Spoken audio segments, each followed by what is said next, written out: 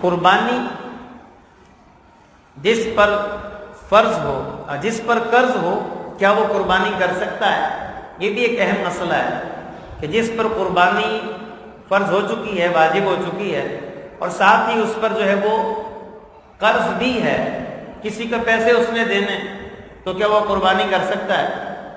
تو دیکھیں اس مسئلے کی تھوڑی تفصیل یہ ہے کہ اگر کسی شخص پر قربانی فرض ہے، واجب ہے، تو کس صورت میں واجب ہوئی ہے؟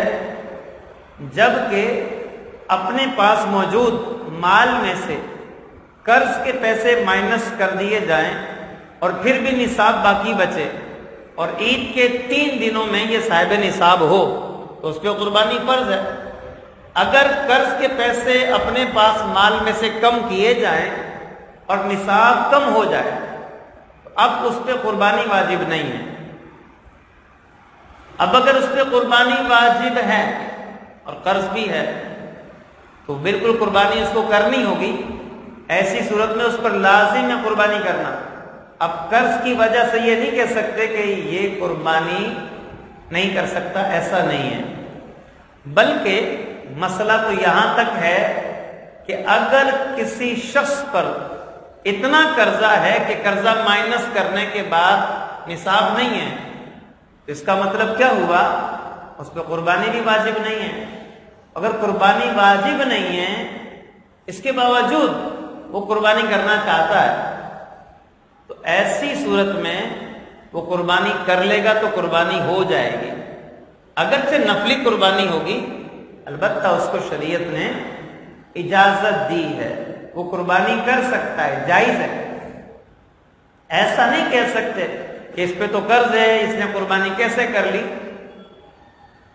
علماء حکم تو یہی دیتے ہیں کہ آدمی پہلے اپنا قرضہ اتارے، کیونکہ وہ اس پر لازم ہے، اس پہ مواخذہ ہے، لیکن پھر بھی وہ قربانی کر لیتا ہے، تو ایسا نہیں ہے کہ قربانی نہیں ہوگی، بلکہ اس کی قربانی ہو جائے گی۔ اس کے بعد ہم نے یہ بات کی تھی کہ جانور خریدنے جاتے ہیں تو اس میں یہ دیکھ لینا چاہیے کہ اس میں کوئی عیب تو نہیں ہے۔ بس اوقات یہ بھی ہوتا ہے کہ ہمیں لگتا ہے عیب ہے لیکن وہ عیب نہیں ہوتا، ٹھیک ہے، ہمیں لگتا ہے عیب ہے لیکن شریعت کی نظر میں وہ عیب نہیں ہوتا، ٹھیک ہے، اور کبھی جو ہے وہ ہمیں لگتا ہے عیب نہیں ہے لیکن شریعت کی نظر میں وہ عیب ہوتا ہے۔ تو اس لیے مسائل سیکھ لینے چاہیے، اس کا فائدہ ہوتا ہے۔ خیر، اب کس کس طرح کے عیب پائے جاتے ہیں؟ اب کبھی ایسا ہوتا ہے جانور کا سینگ ٹوٹ گیا، جانور کا یہ پنکھا جو بند کر دیا اوپر والا، اس کو چلا دیں، اچھا جانور کا سینگ ٹوٹ گیا۔ اب سینگ جب ٹوٹ جائے تو کیا مسئلہ ہے؟ آپ لوگ یہیں توجہ رکھیں، پنکھا جنہوں نے چلانا وہ چلا لیں گے، ٹھیک ہے، آپ توجہ یہیں رکھیں۔ اب میرا خیال دیکھیں کہ لوگ کہ پنکھا چلتا کیسے ہے، کبھی دیکھا نہیں نا پنکھا کیسے چلتا ہے، چلے خیر، یہ نہیں چلانا، وہ اوپر والا چلانا۔ درشی پڑھی اللہم صلی علی سیدنا و مولانا محمد وعلی آلہ وصحبہ وبارک وسلم صلاۃ و سلام علیک یا رسول اللہ۔ اس کو بند کر دیں، وہ پنکھا چلا دیں، جزاک اللہ، بہت شکریہ۔ تو بات کیا ہے کہ اگر ہم نے جانور دیکھا اس کا سینگ ٹوٹا ہوا ہے تو دیکھیں ہمیں کبھی ایسا لگتا ہے کہ عیب ہے، تو میں نے کیا کہا، ہمیں لگتا ہے عیب ہے لیکن عیب نہیں ہے۔ سینگ ٹوٹا ہوا ہے، اگر جڑ سے سینگ نہیں ٹوٹا، جڑ سے، اب اس کی قربانی ہو جائے گی۔ اگر سینگ اوپر سے ٹوٹا ہوا ہے، آدھا ٹوٹا ہوا ہے یا آدھے سے زیادہ بھی ٹوٹا ہوا ہے لیکن جڑ سے سینگ نہیں نکلا تو ایسے جانور کی قربانی ہو جائے گی، ٹھیک ہے۔ اچھا اگر سینگ نکلا ہے جڑ سے اور زخم ہے ابھی تو اس جانور کی قربانی نہیں ہو سکتی، یہ عیب ہے۔ اچھا جڑ سے سینگ نکلا تھا لیکن قربانی کے دن آنے سے پہلے پہلے وہ ٹھیک ہو گیا زخم، تو اب بھی قربانی ہو جائے گی، ٹھیک ہے۔ تو اب دیکھیں شریعت ہمیں کیا بتا رہی ہے، اب اگر علم نہیں ہے تو پھر ہم مارے جائیں گے اور ہم کبھی عیب سمجھ لیں گے کبھی نہیں سمجھیں گے. تو اگر سینگ اوپر سے ٹوٹا ہے تو قربانی ہو جائے گی، چاہے آدھا سینگ ٹوٹا ہو چاہے پونا سینگ ٹوٹا ہو، ٹھیک ہے، 2/3 ٹوٹا ہو. اگر جڑ سے نہیں ٹوٹا تو اس جانور کی قربانی ہو جائے گی. اچھا، بعض جانوروں کے سینگ ہی نہیں ہوتے، بغیر سینگ والے بھی ہوتے ہیں، تو ان کی قربانی بھی بغیر کسی کراہت کے جائز ہے، بالکل ہو سکتی ہے.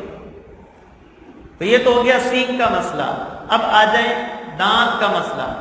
کبھی جانور کے دانت ٹوٹ جاتے ہیں، اس کا مسئلہ الگ ہے، اور دانت ہے ہی نہیں اس کا مسئلہ الگ ہے. جانور کے دانت ہی نہیں ہیں پیدائشی طور پر، تو اگر جانور کے دانت ہی نہیں ہیں تو اس جانور کی قربانی نہیں ہو سکتی، جائز نہیں ہے. ٹھیک ہے، ہاں اس کے دانت تھے ٹوٹ گئے. اب مسئلے دو ہیں.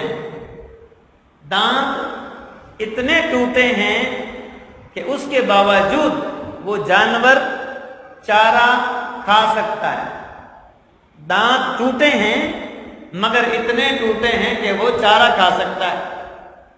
اگر جانور دانت ٹوٹنے کے باوجود چارہ صحیح طرح کھا لیتا ہے تو اس جانور کی قربانی بھی ہو جائے گی. ہاں دانت اتنے ٹوٹ گئے کہ وہ چارہ ہی نہیں کھا سکتا، ایسی صورت میں اس جانور کی قربانی نہیں ہو سکتی. اب یہ عیب ہو گیا. ٹھیک ہے، عیب کو آپ یوں بھی سمجھ سکتے ہیں کہ جس کی وجہ سے قربانی نہیں ہوتی نا، اس کو آپ یوں سمجھ سکتے ہیں کہ تاجروں کے مابین، جو جانوروں کے تاجر ہوتے ہیں، بیوپاری ہوتے ہیں، جو جانور کی خرید و فروخت کرتے ہیں، ان کے درمیان اگر عیب کی وجہ سے قیمت کم ہو جائے، عیب کی وجہ سے جانور کی قیمت کم ہو جائے تو یہ ایسا عیب ہوتا ہے کہ جس کی وجہ سے قربانی نہیں ہو سکتی. ایک آسان ترین فارمولہ ہے. عیب اسی کو شمار کیا جائے گا کہ جس کی وجہ سے منڈی میں، مارکیٹ میں جانور کی قیمت کم ہو جائے. ٹھیک ہے، دانت اتنے ٹوٹ گئے چارہ ہی نہیں کھا سکتا، عیب ہے. ٹھیک ہے، کیونکہ اس کی قیمت کم ہو جائے گی. ٹانگ ہی ٹوٹ گئی تو اس کی جو ہے وہ قیمت کم ہو جائے گی. تو جس عیب کی وجہ سے قیمت کم ہو جائے اس عیب کی وجہ سے قربانی نہیں ہو سکتی. چلیں آگے بڑھتے ہیں. جانور میں اور بھی بہت سے مسائل دیکھنے ہوتے ہیں. اچھا یہ تو ہیں جو جانور خریدنے جا رہا ہے اس کو احتیاطیں کرنی ہے، تو جو جانور بیچ رہا ہے اس پر بھی تو شریعت نے احکام رکھے ہیں نا. وہ بھی تو ایک مسلمان تاجر ہے، تو اس کے لیے بھی تو احکام ہیں کہ اس کے جانوروں کے ساتھ کیا کرنا ہے کیا نہیں کرنا. اب کیا ہوتا ہے، آج ہی ہمارے بڑے پیارے دوست ہیں، انہوں نے مسئلہ پوچھا کہ بعض اوقات جانوروں کو یوریا فیڈ کھلائی جاتی اور انجیکشن لگائے جاتے ہیں کہ یہ موٹا ہو جائے.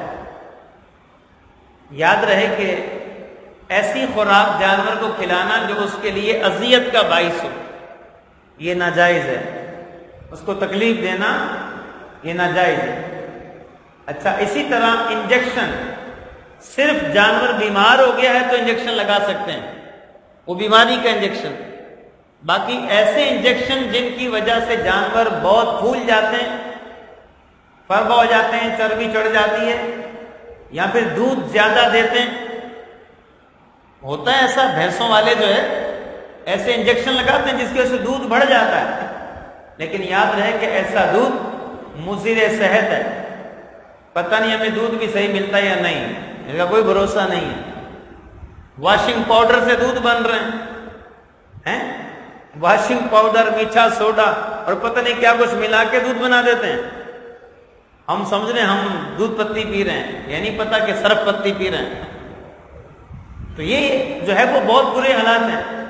تو جانوروں کا دودھ بڑھانے کے لیے انجیکشن لگانا، اور یہ جتنے بھی اس طرح کے جو انجیکشن آتے ہیں ان پر قانونی طور پر پابندی ہے. ایسا قانون جس سے شریعت نے منع نہیں کیا، ٹھیک ہے، ایسا قانون جس سے شریعت منع نہیں کرتی یا وہ شریعت کے خلاف نہیں ہے وہ قانون، اس قانون پہ عمل کرنا واجب ہوتا ہے۔ ملک کا ایسا قانون جو قرآن و حدیث کے خلاف نہ ہو، اس قانون پر عمل کرنا واجب ہوتا ہے۔ تو اس لیے یہ جو انجیکشن لگائے جاتے ہیں یہ قانوناً جرم ہے، اور جو قانوناً ایسا قانون ہے جو شریعت کے خلاف بھی نہیں ہے، تو اس کی خلاف ورزی کرنا بھی ناجائز ہے۔ تو جو لوگ جانوروں کو اس طرح کے انجیکشن لگاتے ہیں وہ باز آ جائیں۔ ایک اور بات، جب جانور کو مارکیٹ میں لاتے ہیں نا، اس میں بھی طرح طرح کے ہیلے کرتے ہیں۔ اس بکرے کو، بڑے جانور کو بیسن والا پانی پلاتے ہیں۔ بیسن والا پانی پلانے سے کیا ہوتا ہے؟ پیٹ پھول جاتا ہے، ایسے لگتا ہے بڑا جاندار شاندار بکرا ہے۔ رات کے اندھیرے میں خرید کے لاتے ہیں بڑا جاندار شاندار، اور صبح تک سارا اثر ختم ہو جاتا ہے، وہ ہضم ہو جاتا ہے اس کو پانی۔ پھر صبح دیکھتے ہیں یار یہ رات جو لائے تھے وہ تو کچھ اور تھا اور ابھی کچھ اور ہے۔ حدیث پاک ہے من غش فلیس منا، جس نے دھوکہ دیا وہ ہم میں سے نہیں ہے۔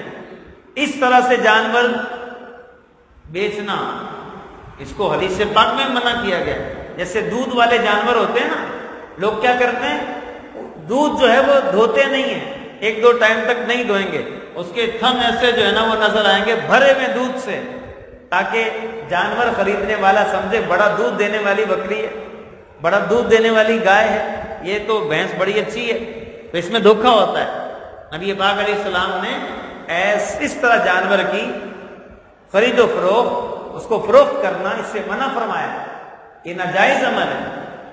یہ ہوتا ہے، یہ لوگ کرتے ہیں، ایسے ایسے دھوکے دیتے ہیں۔ آپ آڑو لینے چلے جائیں، آڑو یا کوئی اور اس طرح کی چیز، وہ ٹھیلے کے اوپر نا لال رنگ کا کپڑا لگایا ہوتا ہے۔ بھئی لال رنگ کا کپڑا کیوں لگایا ہوا؟ اور وہاں پر جو ہے وہ لائٹس موجود ہیں، آج کل تو چائنا کی لائٹیں آ گئی ہیں، بالکل وائٹ دودھیا کلر کی۔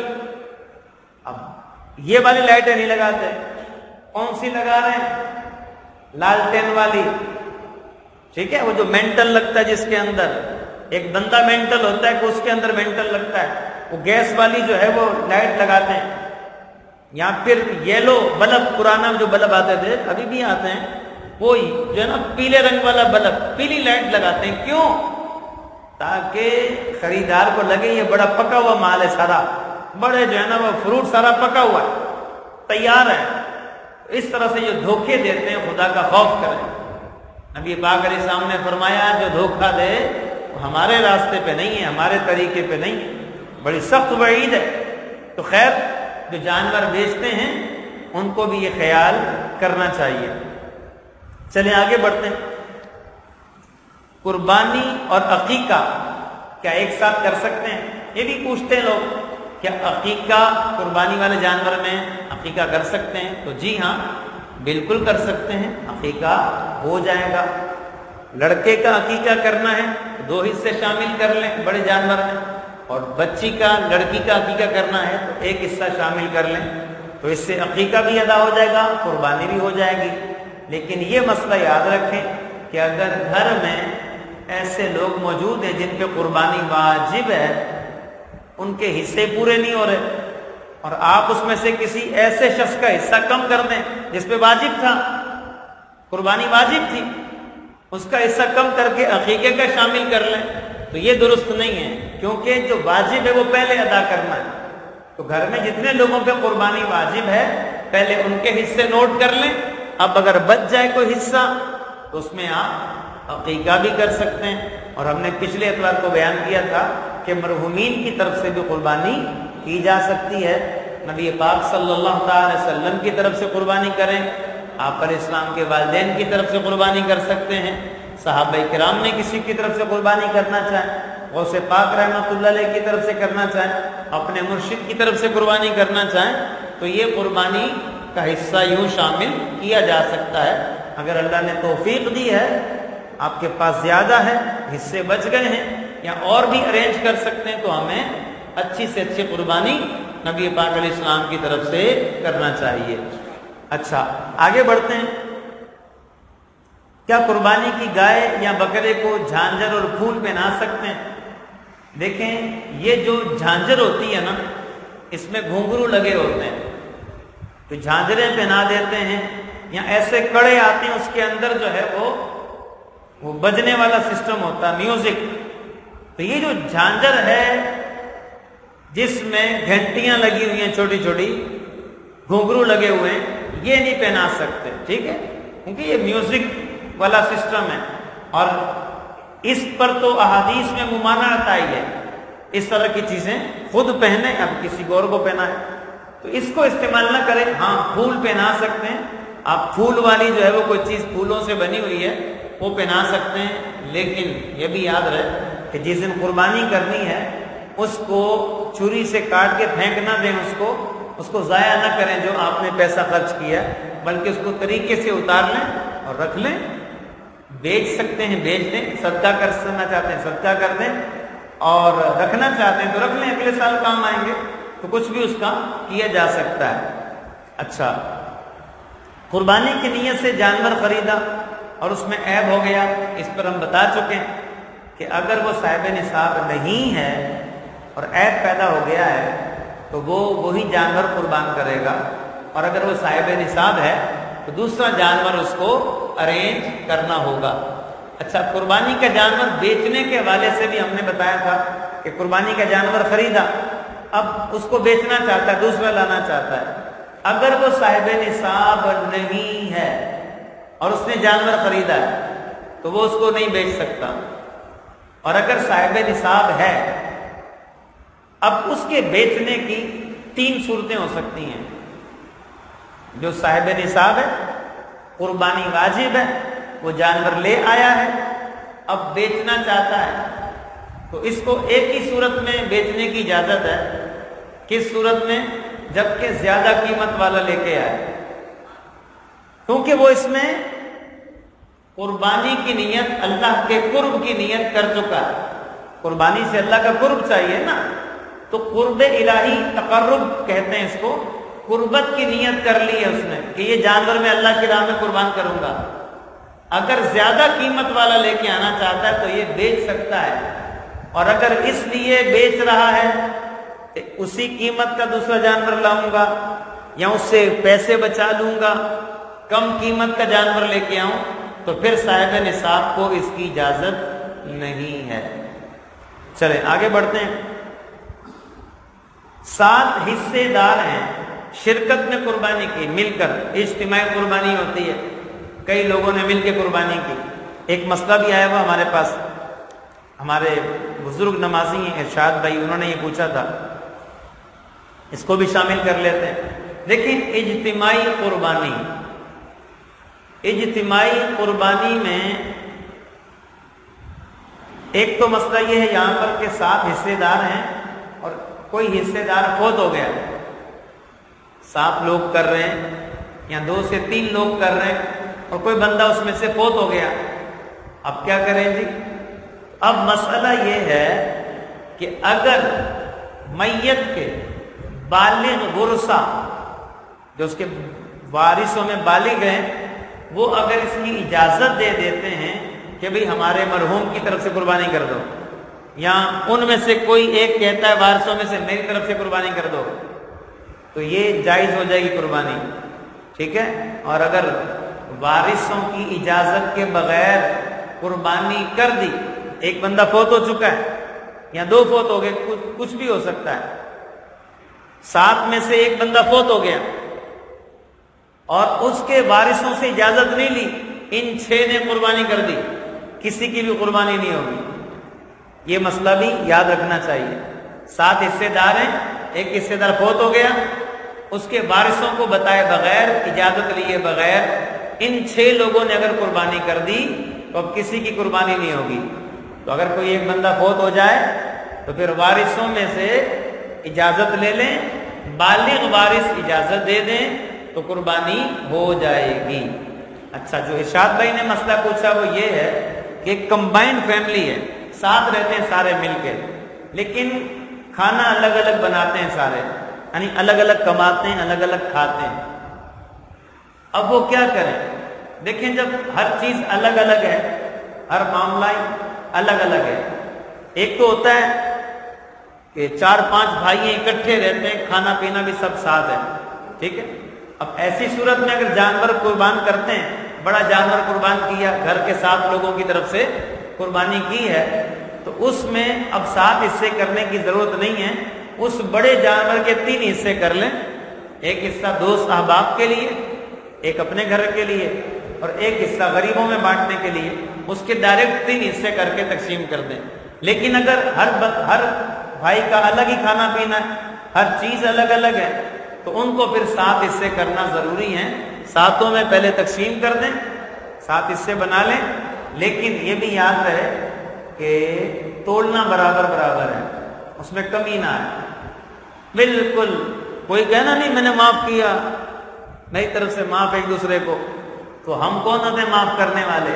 یہ تقسیم کرنے کا جو حکم ہے نا، یہ اللہ پاک کا حکم ہے، بندے کا حق نہیں ہے، یہ اللہ کا حق ہے، تو اللہ کے حق کو ہم معاف نہیں کر سکتے، اللہ کے رسول کے حق کو ہم معاف نہیں کر سکتے، شریعت کے حق کو ہم معاف نہیں کر سکتے، تو یہ شریعت کا مطالبہ ہے کہ اگر 7 لوگوں کا سب سسٹم الگ الگ ہے، چاہے وہ بھائی کیوں نہ ہو، لیکن سسٹم ہی سارا الگ الگ ہے، کھانا پینا اپنا کماتے ہیں، اپنا کھاتے ہیں، تو ایسی صورت میں ان کو یہ حکم ہے کہ وہ اس کو برابر برابر تول لیں، کوئی کسی کو معاف نہیں کر سکتا، ابھی 60 ڈھیر بنا لیے، بھئی معافا معافی کمی بیشی ہو جائے، نہیں کر سکتے، کیونکہ شریعت نے حکم دیا تولنے کا۔ اب آپ پریشان ہو جائیں گے، یار کیسے کریں پورا پورا برابر؟ تو اس کا ایک آسان طریقہ ہے، بہت آسان طریقہ ہے، ایسا کریں، سارا گوشت جب تیار ہو جائے تو یہ جو قربانی کے حصے دار ہیں نا 7، ان کے علاوہ کسی بھی بندے کو اس پورے گوشت کا مالک بنا دیں، بھئی یہ تمہارا ہو گیا، تمہیں مالک بنایا، اور وہ بندہ کیا کرے، 7 ڈھیریاں بنا دے، خود ہی بنا دے، اور وہ سب ایک ایک ڈھیری اٹھا لیں، اب کمی بیشی ہوتی ہے تو کوئی مسئلہ نہیں، یہ اس کا شریعت نے ہیلا بتایا، ورنہ پھر تول کر ترازو پر کوئی بوٹی زائد نہ جائے، یہ ایک طریقہ ہے۔ ایک دوسرا طریقہ بڑا آسان ہے، دیکھیں جو یہ کلیجی ہوتی ہے اور گردے ہوتے ہیں یا دل ہے، یہ اس کو گوشت نہیں کہتے ہیں، ٹھیک ہے، گوشت الگ چیز ہے، یہ الگ چیز ہے، یعنی جنس اس کی الگ ہے، اگرچہ اس جانور کے اندر یہ اعضاء پائے جاتے ہیں لیکن ان کو گوشت نہیں کہا جاتا۔ تو علماء نے ایک اور آسان طریقہ بیان کیا ہے فقہاء کرام نے، کہ یہ جو دل اور اس کے علاوہ جو دیگر چیزیں ہیں، پھیپھڑا ہے، ٹھیک ہے، اور کلیجی ہے، جگر کلیجی کو بولتے ہیں، ٹھیک ہے، لیور بھی کہتے ہیں اس کو، تو خیر جانوروں میں کیا کہتے ہیں یہ مجھے صحیح طرح پتہ نہیں ہے، ویسے انسانوں کے اندر جو ہوتا ہے اس کو تو لیور ہی کہتے ہیں، تو خیر کلیجی، دل، گردے، یہ سب چیزیں جو ہیں ان کا بھی جو ہے وہ پیسز کر لیے جائیں، ان کو بھی کاٹ لیا جائے، تو ان کے چھوٹے چھوٹے ٹکڑے کر کے یہ سب گوشت کے اندر ملا دیں، ٹھیک ہے، اب اندازے سے بھی دے سکتے ہیں، اب تولنا ضروری نہیں ہے۔ تو یہ 2 شریعت نے ہیلے بتائے ہیں تولنے کی جو تکلیف ہے اس سے بچنے کے لیے، اور اگر تولتے ہیں تو بہت اچھی بات ہے، بالکل جو ہے وہ کانٹے کی نوک پر تولنا ہوگا، بالکل صحیح طرح سے۔ تو یہ تو ہو گیا اس کا مسئلہ۔ پاکستان سے لوگ باہر ہیں، وہ اگر کچھ جو ہے وہ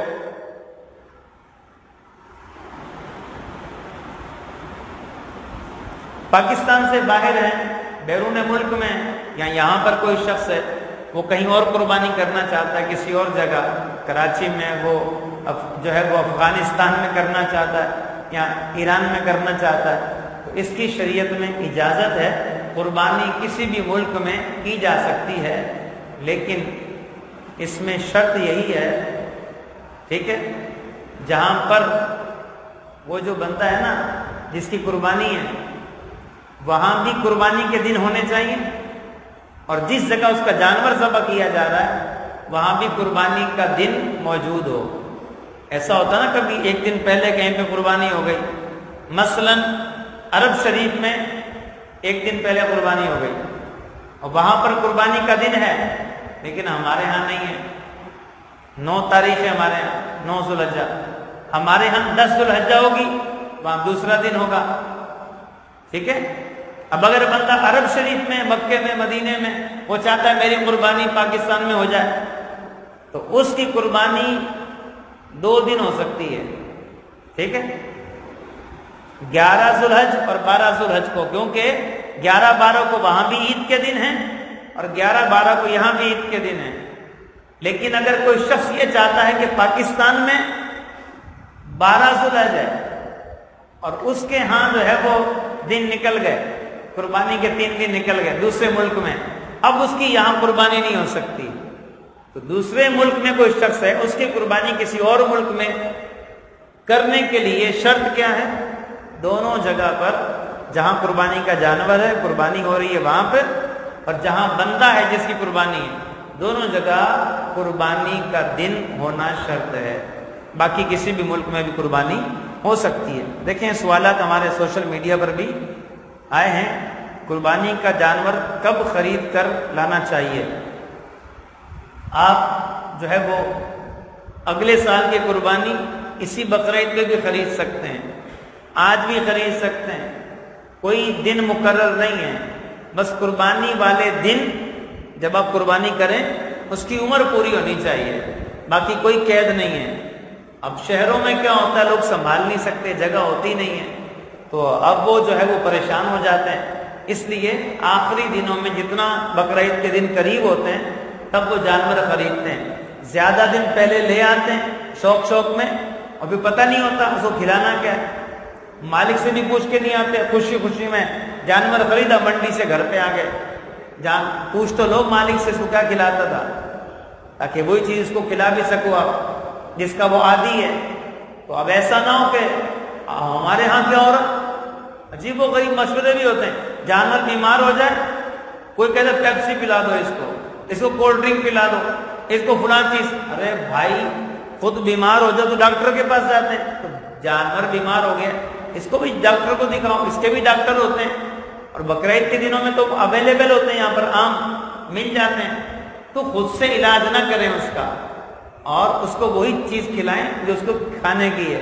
اب یہ نہ ہو کہ بچہ آپ کا سلنٹری کھا رہا ہے، پاپڑ کھا رہا ہے، بچے کو پاپڑ، جانور کو پاپڑ کھلا رہا ہے، وہ تو جانور ہے کھا جائے گا پھر بعد میں بیمار ہوگا، اب پتہ ہوتا نہیں ہے سنبھالنے کا، اس لیے جلدی لے آتے ہیں، جلدی لے آئیں اور سنبھال سکتے ہو تو لائیں، ورنہ پھر وہی سب سے بہتر کیا ہے، قربانی کے جتنا دن قریب ہوں لے آئیں۔ اچھا، کیا قربانی اور عقیقہ ایک ساتھ کر سکتے ہیں؟ یہ سوال کا جواب ہو چکا ہے، جی ہاں کر سکتے ہیں۔ جو قربانی کرتا ہے وہ کتنے دن تک بال اور ناخن نہیں کاٹ سکتا؟ پچھلے اتوار کو اس کا جواب جو ہے وہ ہو چکا ہے، پھر دوبارہ دے دیتے ہیں۔ حدیث پاک ہے جو قربانی کرنا چاہے، جس کا قربانی کا ارادہ ہے، وہ کیا کرے، ذو الحجہ کا چاند نظر آتے ہی اپنے بالوں اور ناخنوں میں سے کچھ نہ لے، بال اور ناخن نہ کٹوائے، جب قربانی کر لے تو پھر یہ عمل کرے۔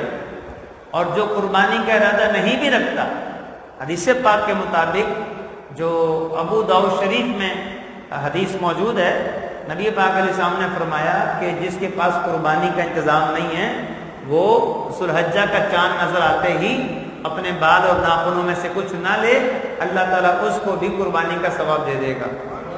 تو وہ کیا کرے، عید کی نماز پڑھ کے، جو قربانی نہیں کر رہا، اپنے بال اور ناخن عید کی نماز پڑھ کے ترشوا دے۔ ایک مسئلہ اور یاد رکھیں یہاں، وہ مسئلہ کیا ہے؟ وہ مسئلہ یہ ہے کہ ایک بندے نے ناخن اور بال نہیں کاٹے ہوئے کئی دن ہو گئے، اور یہ جو 10 دن آئے ہیں ذو الحجہ کے، ان دنوں میں مستحب ہے، یہ فرض واجب نہیں ہے۔ اگر کسی نے کاٹ بھی لیے ناخن تو کوئی مسئلہ نہیں، ٹھیک ہے، ان 10 دنوں میں فرض واجب نہیں ہے، ایک افضل کام ہے، حاجیوں سے مشابہت ہو جاتی ہے، حاجیوں نے جس طرح حالت احرام میں ناخن وغیرہ نہیں کاٹنے یا پھر انہوں نے جو ہے وہ بال وغیرہ نہیں ترشوانے، تو حاجیوں سے مشابہت ہو جاتی ہے، ثواب کا کام ہے۔ لیکن اگر اس کے ناخن کاٹے ہوئے 40 دن ہو چکے ہیں اور 1 دن بھی آ گئے ذوالحجہ والے، اب یہ حکم ہے کہ ناخن کاٹے، کیونکہ 40 دن سے اوپر نہ ناخن رکھ سکتے ہیں، نہ اور جو فالتو بال ہوتے ہیں انسان کی باڈی میں جن کو صاف کرنے کا حکم ہے، ان بالوں کو 40 دن سے زیادہ رکھنا یہ ناجائز ہے۔ تو اگر 40 دن ہو چکے ہیں اب ان دنوں میں اس کو یہ بال اپنے ترشوانے ہوں گے۔ اچھا، ایک اور سوال ہے، کیا 5 ٹانگوں والے جانور کی قربانی ہو سکتی ہے؟ لیکن قربانی کیونکہ یہ عیب ہے، 5 ٹانگوں والا جانور، 6 ٹانگوں والا جانور، یہ عیب ہے، ٹھیک ہے، تو اس لیے جو ہے وہ اس کی قربانی نہیں ہو سکتی۔ اور کوئی آپ کا سوال، قربانی کے جانور کتنے دانت ہونا سنت ہے؟ دیکھیں، قربانی کی عمر بتائی گئی ہے احادیث میں، جانور کی عمر بتائی گئی ہے، دانتوں سے اس کا تعلق نہیں ہے۔